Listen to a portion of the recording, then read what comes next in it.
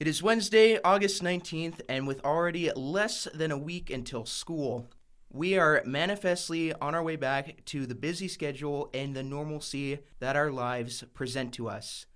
Over here in the KMSU studios, we are at that point where everything is starting to look the way it was before. The message is the same, and so is the delivery. Welcome to another display of Minot Sports content from the Minot Sports podcast produced by KMSU TV and Radio. I don't want to have the wrong idea, but it feels like these guys are always busy or doing something even with nothing else going on. I'm sure that's the same for a lot of team executives, but for MSU football, making it happen with the 2020 prospect camp and joining us today for his second appearance on the podcast is wide receiver coach and recruiting coordinator Shane LaDage. First off, Coach, thank you for being on the show today. What was life like for you during the days of isolation and then moving away from it and getting back to work? Well, thanks for having me, Cole. It's been an interesting year to say the least. You know, we got through signing day and we're really excited and had some good skill development time with our guys in the off season, and then bang, March hit us and everything with COVID and having our guys leave campus and having to do things virtually meeting wise was not ideal, but I think we attacked it well. I think our players did awesome. Being able to still grow and learn. Finished up really well academically. We had the highest team GPA in school Wonderful. history for program history. And so we're happy with them, and we were able to get our guys back this summer and training with our strength and conditioning staff, and that's all voluntary, but we've had really good numbers. With that, pretty much everybody's here now because we should be in camp, but we can't. And, you know, the news came down that we're canceled for the fall, but we're hoping to hear some good news and being able to practice here soon and have some sort of a normal fall. Obviously no games, but at least be able to develop and be out at practice. So, and it'll be nice to just see people here again and have a little bit of a normal academic year, hopefully. Oh, yeah. And I was going to ask you about that in a second here, but you guys have the most players on the team, and to maintain that high of a GPA, keep up those numbers, that's wonderful to hear. And so you guys certainly doing a fantastic job to make this thing happen with everything that's going on and having to deal with the guidelines in place. But how are you guys able to pull all of this together, the prospect camp? You know, just I think everybody hit it hard recruiting, you know, getting ready for the 21 class, you know, right after signing day, and starting to build relationships with kids via social media, kids calling, emails, whatever it may be. But having an opportunity, I think since Coach A's been here, our brand has improved. I think we do a really good job, you know, with our people in athletics, Trey and Greg, making videos and graphics and things that we're able to pump out, I think get people excited. I think we have a bunch of really good guys on our staff that do a good job of reaching out to kids and building these relationships, and ultimately that's what gets these kids wanting to come on campus. And then you also have really good high school coaches that push for it, especially in the state and our main areas that we recruit, you know. And I think a lot of kids too were just hungry to play some football, and having a place where they could actually come and put some pads on and hit each other, I think was exciting. So, you know, be able to have 120 plus kids here and competing, it was really good for us, I think, too, as a staff psychologically, just to get on the field and coach. And it was a little awkward. You couldn't blow a whistle. You had to have electronic whistles, and, you know, there was masks, and, you know, really the social distancing becomes difficult when it's football. But I thought everybody handled what we had to do really well, and it was really good to just see a lot of really good football players here for a day. It's got to be good just for us mentally, that, or for the players mentally, that, you know, if there's a sense of normalcy again. Yep. And, you know, unfortunately, because of COVID and what the NSIC decided to go with, the fall season for MSU sports have been canceled, with other athletics being suspended. You guys, however, are still rolling out with the positivity. The current players have been vocal on their social media about how we will all get over this and back stronger than ever. I've also seen some of you guys, the coaches, giving some words of encouragement to out-of-state high school football teams and coaches that either lost their season or got suspended. What's the plan moving forward, and is it all about staying busy and at least working on the recruiting side of things at this time, or will there still be some work to be done with the team so they can stay fresh? Is there work to be done for anything? Yeah, really. we're going to try to stay business as usual as much as we can. Still kind of waiting to hear, as far as our team, exactly how the fall look. How many practices will we be able to have? What will we be able to do during those? How much time a week can we have with them? That's some things that are still up in the air that I know between Andy Carter and Coach Aldrich in our league they're working really hard to get those answers. As far as recruiting, it's continuing to get on the phone with kids every day, and social media. When our calendar flips over here in September, the places that are playing football, which is for us really here in Montana, is how it looks right now as far as the main areas we recruit. Being able to get out and see some kids play in games is going to be a huge priority. It probably won't be too far a travel for us just with everything going on, but being able to get out and see some kids play. We'll talk about still getting some kids on campus here as much as we can. But a lot of it recruiting-wise, everybody's different right now because everybody's potentially bringing their seniors back for another year. So your recruiting numbers are going to be a little bit smaller now. We're in a good situation where we feel like we'll still be able to bring in a quality freshman class and not really get hurt by that. Mm-hmm. Partly because we have a pretty small senior class this year. That'll be coming back again. So the best thing that happened to us was we had over 100 kids on campus at camp. We offered over 25, and we were able to hopefully feel like we can solidify a lot of those guys within joining our program where, hopefully we can be done maybe a little bit sooner than typically can.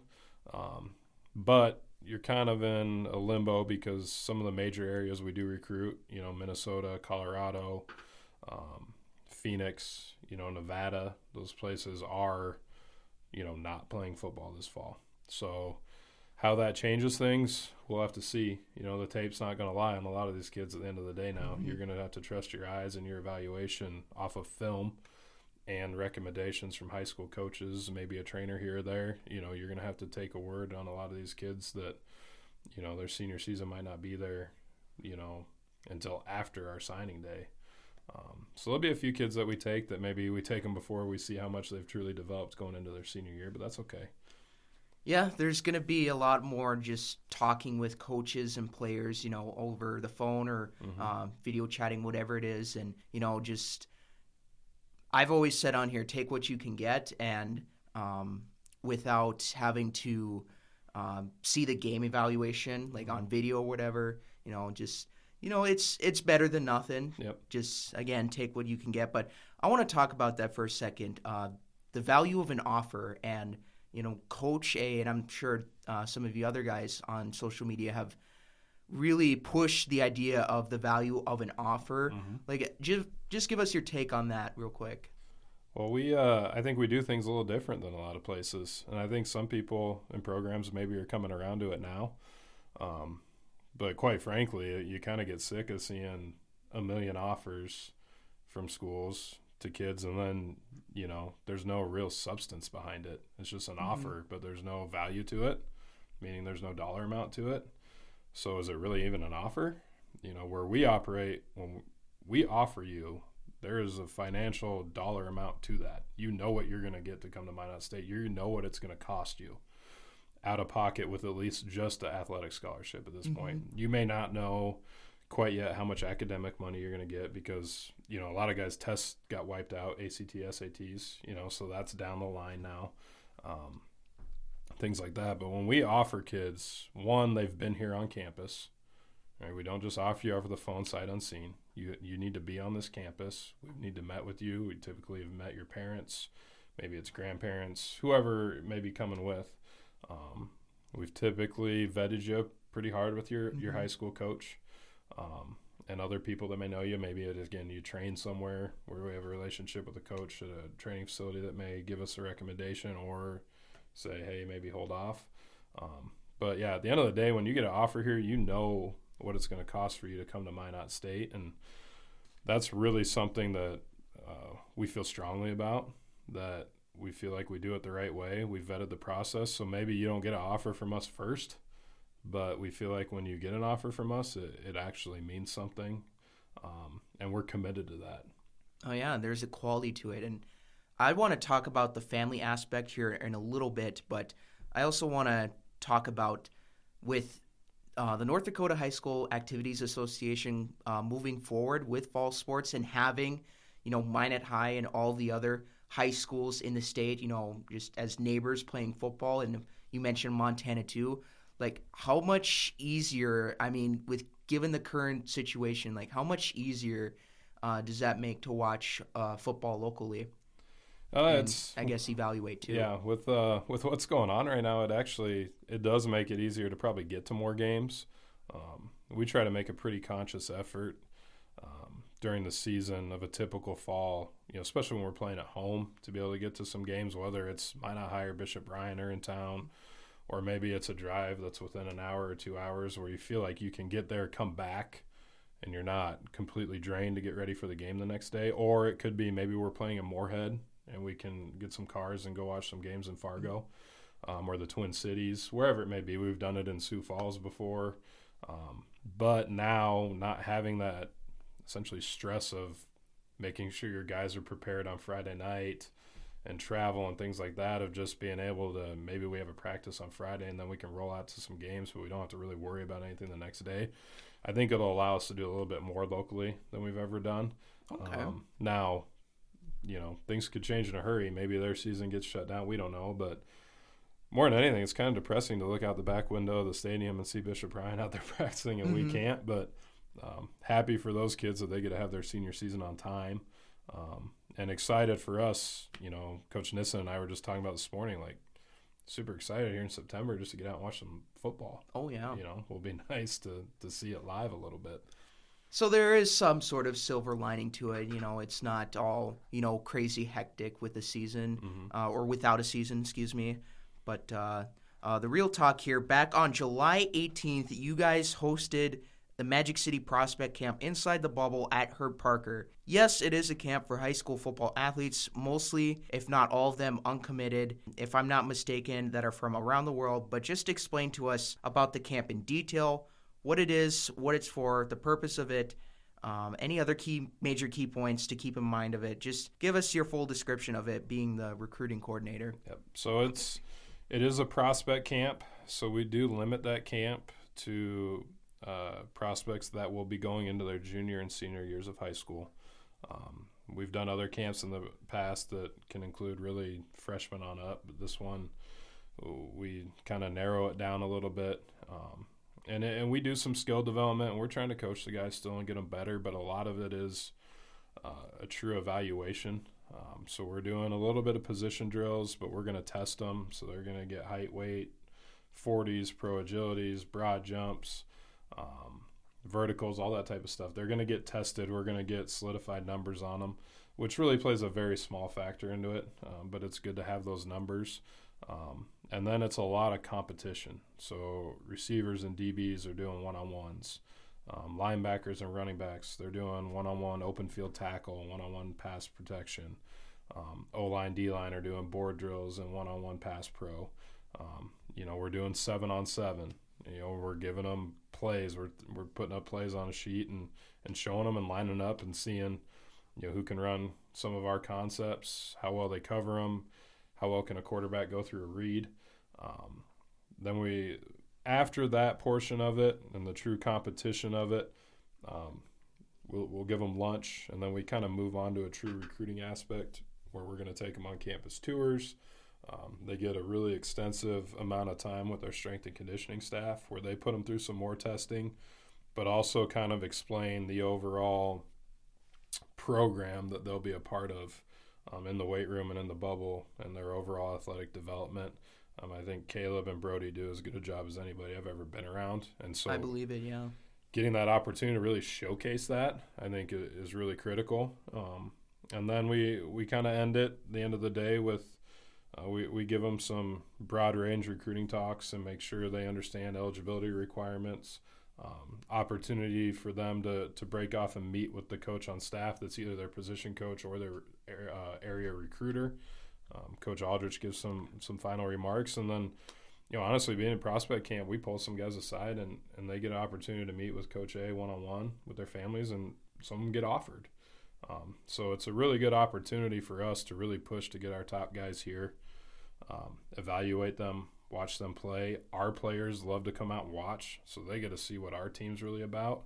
And at the end of the day, it's an opportunity, again, to leave here with an offer and get to experience what Minot State's really all about. That's definitely got to be a good feeling for the players. And with the NSIC making the move to cancel the fall season, how much more critical did this camp get in setting the tone and trying to show off what MSU has to offer?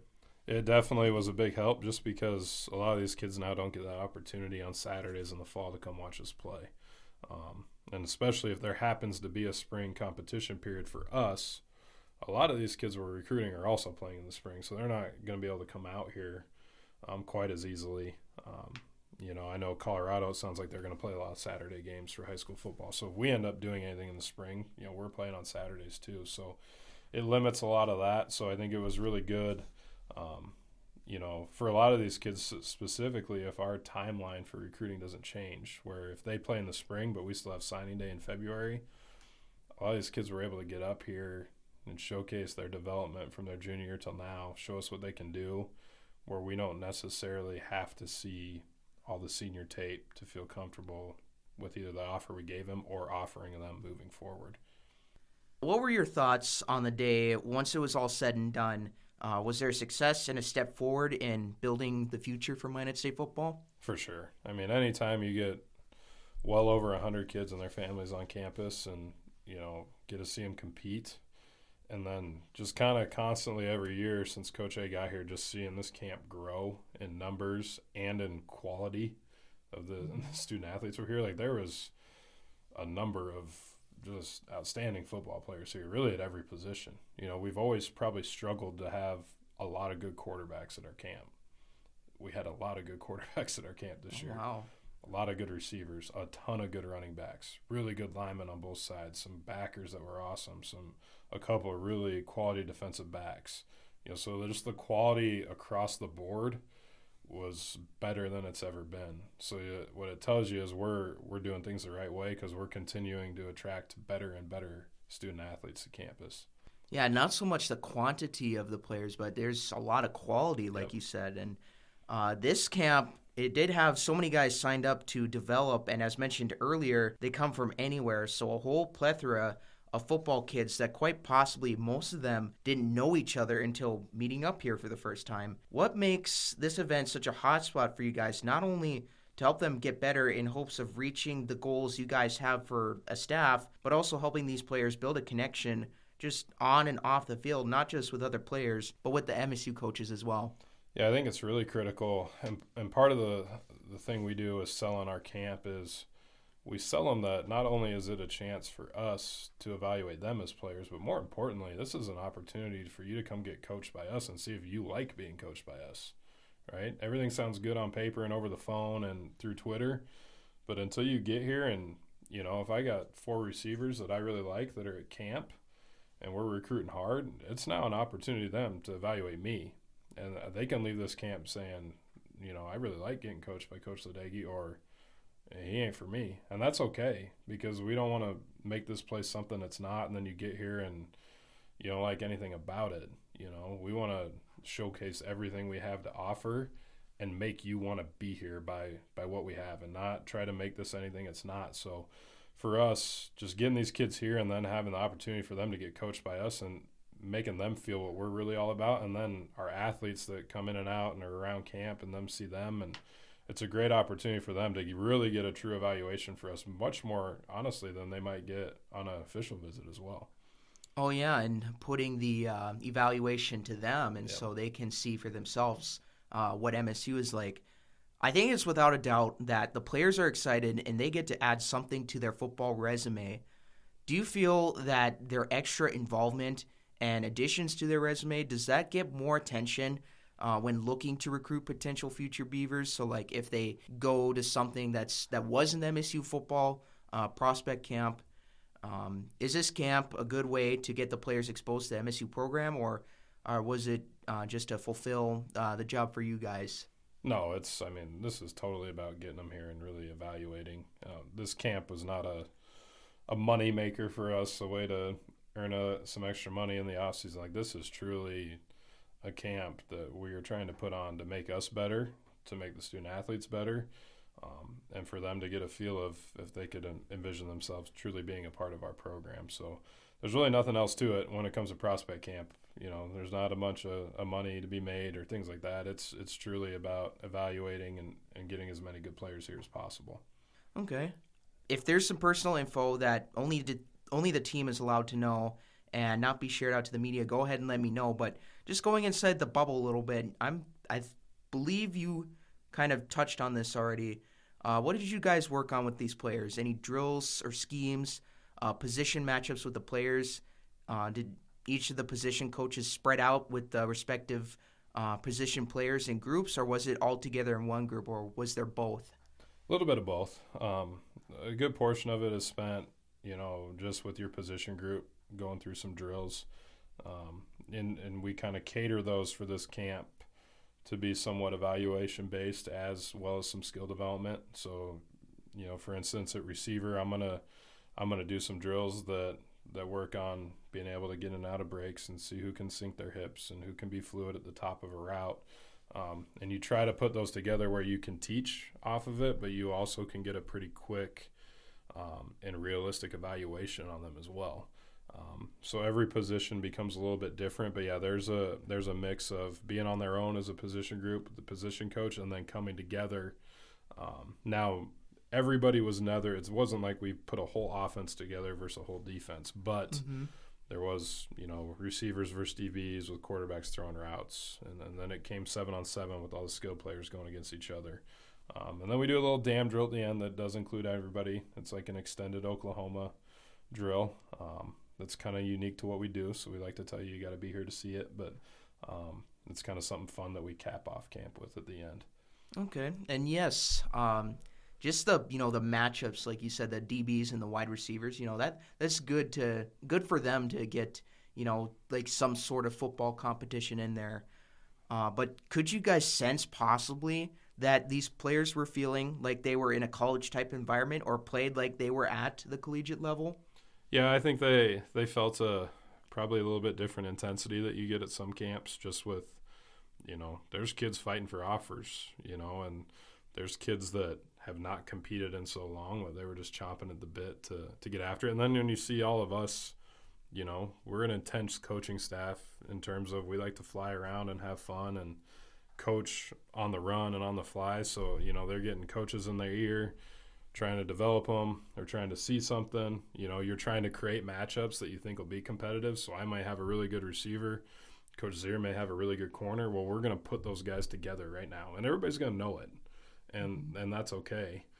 So kind of creating that level of competition. Then our guys are out there hooting and hollering and, chirping a little bit and, having some fun with it and just trying to create a really competitive environment.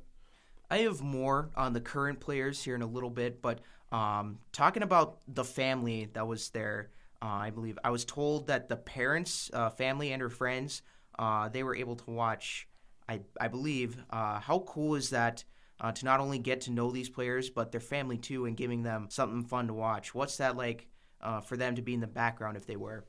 Not all parents stayed around, but I think there's still a pretty good, healthy amount of them. Honestly, you kind of, once camp starts, you kind of shut that off because you're just focused on coaching your guys. But I think afterwards, when we really got into the recruiting aspect of it, most of us had some sort of familiarity with their families already, whether that be from talking on the phone or exchanging some emails, whatever it may be.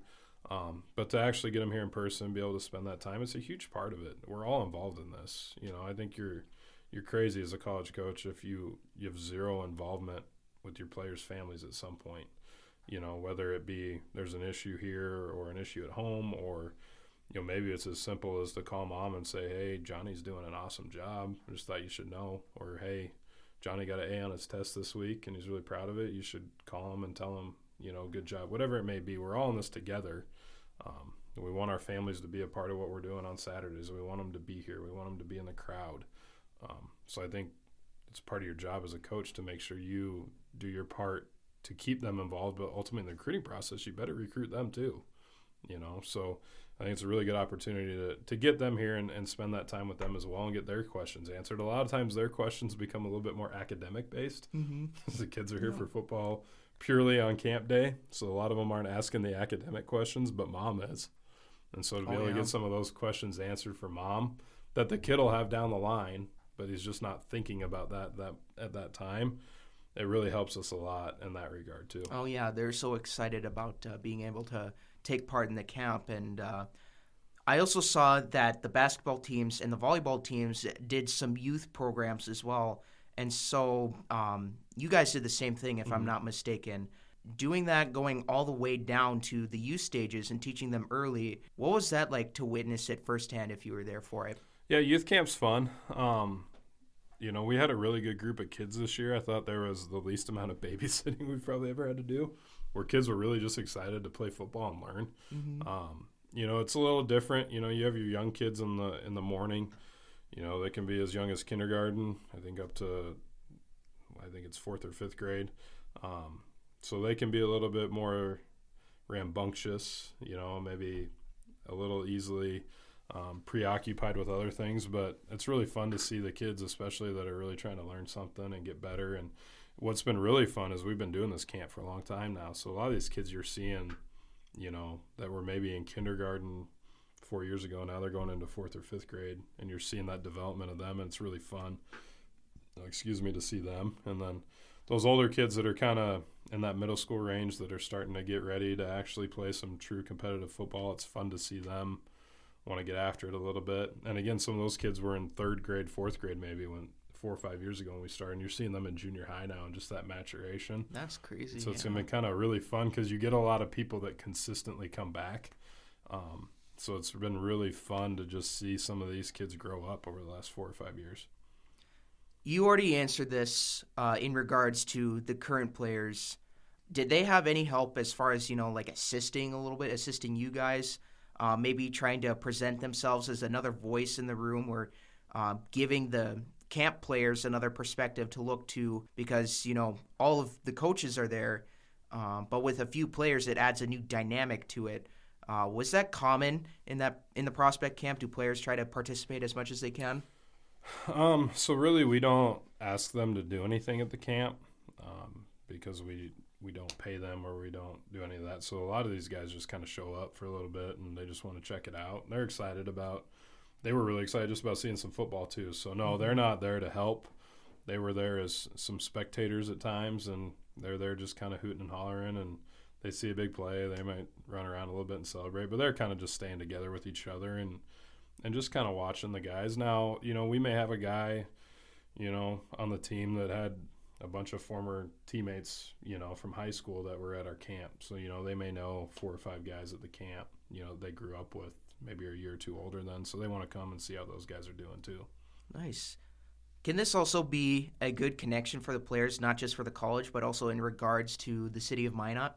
For sure. I think any opportunity we have that we can bring a lot of people to the city is a positive. And I think it's a really good opportunity for this camp because a lot of these kids that are especially coming from out of state, they're staying a night or two, and a lot of them are flying. So one, they get to see the ease of travel to Minot flying. 2, they get to see what our hotels are like. They, typically we're telling them, hey, maybe go try eating at this place or this place, and trying to kind of push them around town a little bit to see what the city is really all about. So I think it's huge because every kid that comes here that's never been here is shocked at how nice Minot is once they're here. So the more people we can get here, I think just showcases what our city is about, and ultimately that's word of mouth. It may not be a football player or anything, but you may, Johnny's mom may go home and tell her friends, they may be having a girls' night out or something. Spreading out, yeah. And she's telling all her friends how great Minot is. And that may attract somebody else to get here down the road, and that's all a positive for us.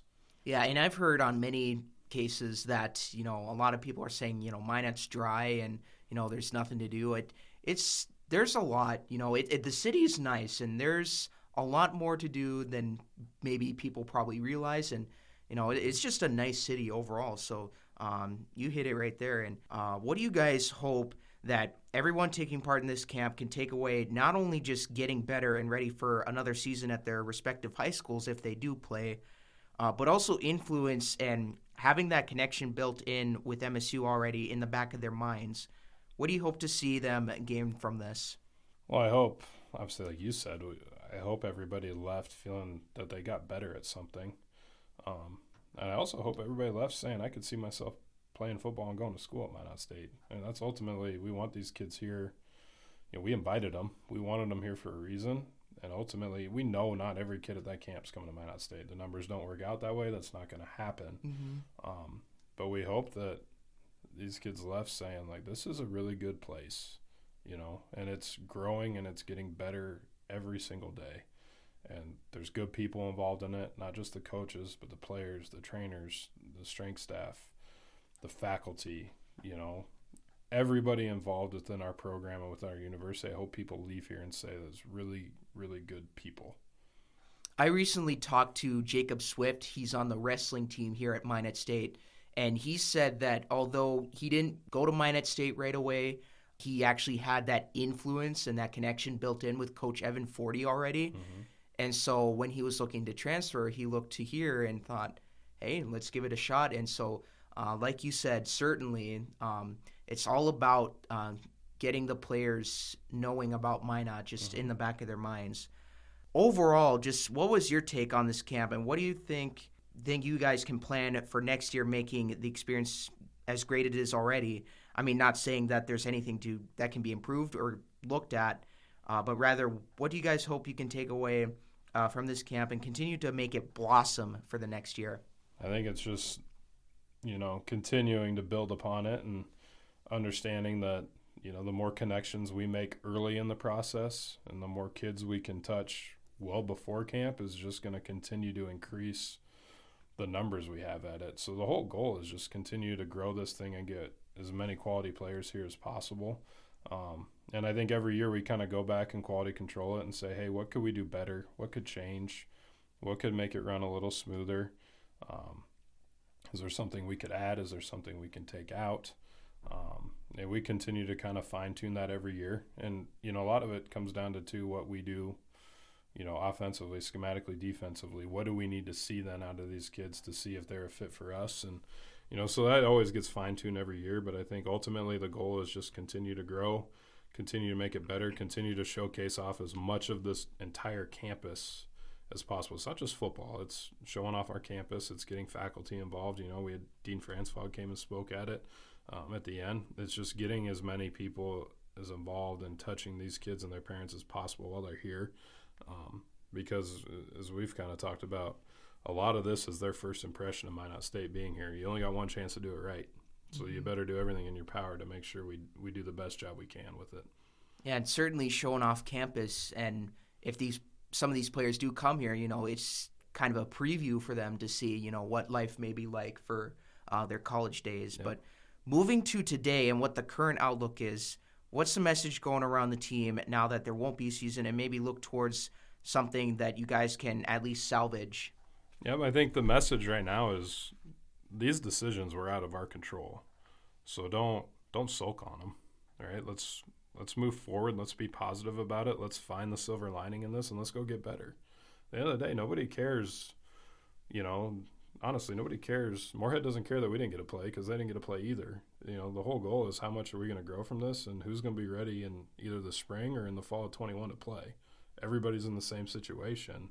Who's going to handle it the best? So I know, Coach A and I talked about it, and I talked to the receivers about it, and I know all the other coaches did. And so the goal in this is let's handle this better than anybody else. Let's do this better than anybody else can do it. And let's take this year. We're a young football team. Let's all mature. Let's all get better. Let's all continue the growth that they've done in the weight room and the speed and agility and things that Caleb and Brody have done is unbelievable. Let's continue to grow in that aspect. Hopefully we can get some practices in here in the fall, and we can continue to get better fundamentally and with our schemes. And let's come out in fall of 21 and let's see how good we really are. It's on us. It's not on anybody else right now. And I think that's a fun part about it is the message can just totally be we control what we can control. So let's have a great attitude about it. Let's work harder than anybody else. Let's challenge each other every day. And when we get the opportunity to strap it up against somebody else, we'll be ready. Yeah, may also be a good development for character too. And, certainly, like you said, just doing it better than everyone else, and just spreading positivity in a time where it just feels like everything's just this terrible or anything that's negative. But yeah, good touch up on the positivity. But going back to this again, without a season, but still looking at the recruiting process and other critical work needing to be done for the Beavers squad, still something very nicely to look forward to. Yeah, there's a ton of stuff to still look forward to. Personally, I kind of joked with my wife, so we're gonna have a baby on September 1st. So we joked, congrats! Like, if you're gonna pick a time to have a kid in the season, what are you gonna do it? That's really bad to say because I'm bummed we're not playing, but so we'll personally get a little time, maybe a little extra time to help around the house and get acquainted that we normally wouldn't get in the season, but. Ultimately, the goal right now, I think, is it's a great opportunity for us as coaches to continue to learn and develop with some extra time and fine-tune our skills as coaches and our, maybe fine-tune our schemes, come up with some new things, maybe realize some things maybe we shouldn't do, and we can get rid of those, whatever it may be, I think silver lining for us, our special teams-wise, we were going to have all freshmen essentially as kickers and punters. Other than we got Spencer Gordon coming back, who's never had to do it in a game. So we got a year here to develop a little bit with them, and they don't have quite the pressure that they were going to have. But at the end of the day, it's a great opportunity. We have a lot of kids that didn't redshirt that now have an opportunity to essentially get a free redshirt here. So what an opportunity for them to develop. And I think our kids have approached it that way, that it's a positive. Let's not make it a negative right now. Let's find a way to make this a positive and spin it. And like I said earlier, when we get ready to play, whether that's this spring or in fall of 21, we'll be ready. Yeah, the players that redshirted, there's going to be a lot of extra development there for sure. Quick segment now, moving over to Colorado professional sports. Since both you and I follow them, thoughts on the current situation with the NBA and NHL bubbles, with how well they're both working out. What is your take on how successful the setup is? I think they've done awesome. I think the NBA kind of set the standard of how this kind of works, and it's interesting. I mean, I don't necessarily enjoy it as much watching with no fans, but I think it's kind of fun to see what the NBA has done with these videoed in fans, and I think we've seen some guys come out and play out of their minds. Damian Lillard and, Portland, what he's doing right now. Big win against the Lakers last night. Yeah, and just the amount of points he's scoring. But, shout out to the Avs putting up 7 goals the other night. It's kind of fun it's been fun to just see sports again. And I'm a big Colorado Rockies guy, so they're kind of in a slump. But just being able to turn on the TV and actually watch real live sports, and it's not reruns, has been really fun for me. And, Philip Green, one of our DBs from Colorado, he's diehard professional sports fan. I see him in the broadcasting department every day. So when we have lunch or whatever it may be and I run into him, he's constantly keeping me updated, which is good because sometimes I kind of get preoccupied with some other things. But it's been really fun to see our Colorado teams play well. It's been cool to see the NFL kind of kicking off and having true practices now. They're out of the walkthrough phase and they're actually practicing. So I'm hoping part of the fun, too, will be able to actually watch some NFL games this year, which you kind of for us, we're so busy game planning or meeting on Sundays that you don't watch a whole lot. So maybe have an opportunity to watch some Denver Broncos games again will be fun. I'm excited about Drew Lock and Jerry Jeudy. So absolutely, yeah. It'll be a fun fall for that. We'll talk about the Rockies and Broncos here in a second, but Nuggets 4th seed, Avalanche 2 seed. High expectations, certainly for both sides, these playoffs. What do you hope to see from them? I think it's I've been excited with the Nuggets of just their youth and how well they've been playing. I was nervous last game how they blew that big lead and went to overtime, but then they just kind of took over. So, I mean, I think they got a shot to make a run here, personally. So I'd like to see them see how far they can take this and have high expectations. Probably have not been as good of an Avalanche fan as I should be, but tons of talent on that team, playing really well right now. 7 goals up. I can't remember the goalie on the other team's name, though, but Darcy Kemper. He had a good game 2 games ago. And really, I think we had like 50-something shots on goal and only one went in. So it was like frustrating to watch that. But excited to see how far they can take it too. I'm in an office with a bunch of Minnesota Wild fans, so it's good to see the Avs doing as well as they are. So I got to probably get my fandom a little better so I can talk some trash up there. There you go, yeah. But Rockies with a hot start and ended up having the best record at some point, I believe. Had a little bit of a drop-off, but still trying to keep tabs up there with kind of the wild card playoff positioning. Is there a belief that the Rockies can make it back to the postseason even with the shortened schedule and what's been going on with the MLB this summer? Oh, I hope so. I think no All-Star break was the best thing that ever happened to them because usually they tank after it. But, I mean, I think they've got one of the better lineups in baseball with Arenado and Trevor Story and Charlie Blackmon. And, they got some legit, 2, 3, 4 hitters that not a lot of people have. And for them, it comes down to pitching like every year. But the miracle run they went on, what was that, back in like 08 or 07? Yeah, when they went to the World Series, that was crazy. I never thought I'd see it, but I think we can make it back there. It's nobody wants to believe in them, but I think there's enough talent there. It's just going to come down to pitching and consistency. And I'm not a huge baseball guy. I love watching it. I don't know I could talk like I know what I'm really talking about, but I don't. But I don't think there's a better second baseman or third baseman in baseball right now than Arenado and Trevor Story, so it's been fun to watch them. Oh, no, yeah, you hit it right there. And, there is, they have a lot of talent. There's a real possibility for sure. And for Broncos football over in the spring, having taken part in the 2020 draft, let me just ask first off, what were your thoughts on the virtual draft for the NFL? Interesting. I thought they handled it pretty well. I mean, so much unknowns. It's such I think what the average fan maybe doesn't realize is how much goes into it from a personnel department side and how much each team had to get ready for, and how to try to do that virtually is probably next to impossible. So how they figured that part of it out was interesting. I think the Roger Goodell in the basement was kind of funny. Yep. You kind of get a different look into things. The Barstool Sports thing is funny, how Dave Portnoy won the opportunity to watch a game in his basement with him, and he turned it down. So I thought that part of the draft was kind of funny at the end there. But I thought they handled it as well as they could have. I mean, to have to happen in such a short period of time and figure things out, I thought was pretty impressive on their part. Oh, yeah. But the Broncos in the draft, and now with training camp being here, there seems to be a lot of upward trends going on with this team and a lot of youth and talent coming forward. Do you think there is a real hype with this team? Are the Broncos a playoff team with the expanded wild card spot?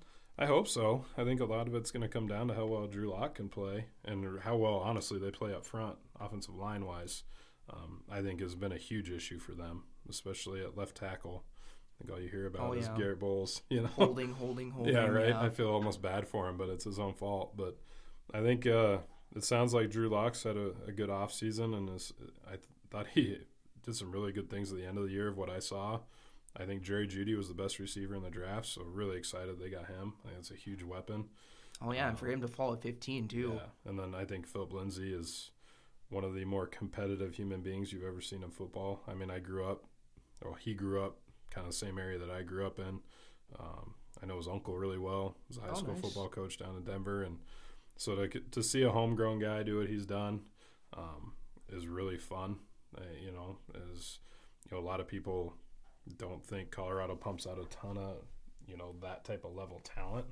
And so to see a guy like that who went undrafted, had a great career in college, and was a really good player in high school, to see him now make that jump and stay home and do what he's done has been really fun as a fan to watch. The local kids are all right. And so last thing, Coach, the last bit of goodies which was made into the new normal of today's world. If you could quarantine with any famous coach or athlete if you wanted, who would it be and what's the reasoning behind that? Any famous coach? I know we had Creighton Bachmeier say Nick Saban. I've had Michael Phelps. Any one of those guys that maybe stand out to you? Well, if I was to pick a coach, I'd pick Urban Meyer. I think say what you want about him in terms of, some of the things that have happened, and obviously the thing that happened at Ohio State right before he retired. But I think his ability to have consistent success no matter where he's been, I think he's got like the all-time highest winning percentage in college football coach history. I mean, it's absurd what he's done, and to be able to pick his brain and kind of see how he's done things. If I had to pick an athlete or former athlete, it's John Elway all day, every day. Nice. That would be my guy that I'd want to go spend a day with. My uncle knows him. Used to be his doctor, so they get some golfing together that I'm jealous of. So I'd love to get a day out on the golf course with him. I'm terrible, but it would be a lot of fun just to spend some time with him. Hey, at least you might be able to meet him and yeah, right. Golf or not, that would be a good thing. But thank you so much, Coach, for being on here. We can't thank you enough. Yeah, thanks for having me, Cole. Appreciate what you're doing. Thank you. That was Minot State wide receiver coach and recruiting coordinator Shane LaDage coming in to talk MSU football prospect camp and Colorado sports. Check him out on social media as well as the Minot State football team, all on Facebook, Instagram, and Twitter. Coach, is there anything else you'd like to say on here? Nope, just hope everybody stays healthy and you're wearing your face coverings where you need to, and just hope we can get back to a new normal here pretty soon. Wise advice from Coach LaDage. Well, thank you once again, Coach, for being on here, and we will definitely be watching the work you guys are doing and trying to bring in more Beavers to help build the dam and certainly have hope and patience during these times. I appreciate it, Cole. The Minot Sports Podcast is a production of KMSU TV and Radio, with shout-outs going to our KMSU in-house sponsors, Joshua Strong Photography and the MSU Red and Green newspaper. Josh is always doing a wonderful job in the skills he has in photography and always makes the pledge to improve his craft every day. While the MSU Red and Green is always pushing out new stories and keeping Minot State students informed about what's happening on Minot State campus grounds. Again, big thanks to Coach LaDage from MSU Football. I'll talk to you guys later. Take care and have a nice day.